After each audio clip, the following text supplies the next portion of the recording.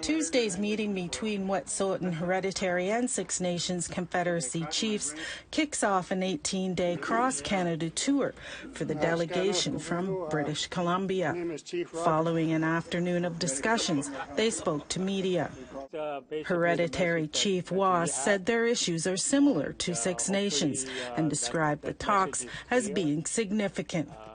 We view these landmark discussions as not just discussions, but real action-oriented, real logical starting points that will be sequential towards something that's going to be working for all of us.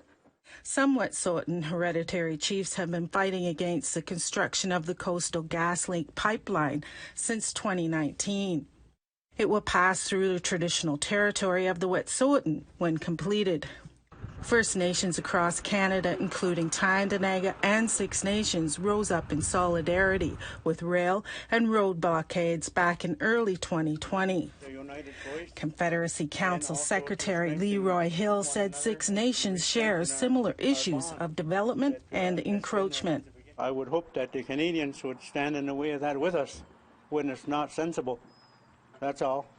We're not entirely against construction and development. A lot of our people are engaged in construction, and it's not that. That's what they'll tell you. It's not that. We want responsible decisions made, and we need to be at that table for that to happen.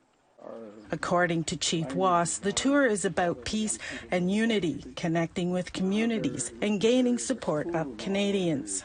We're going to be looking at the caravan to stop right at our territory, and by that time we are planning to reiterate what we've been saying all along, and that was we were looking at peaceful resolution.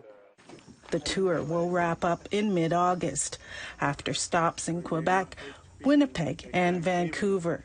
Annette Francis, APTN National News, Six Nations.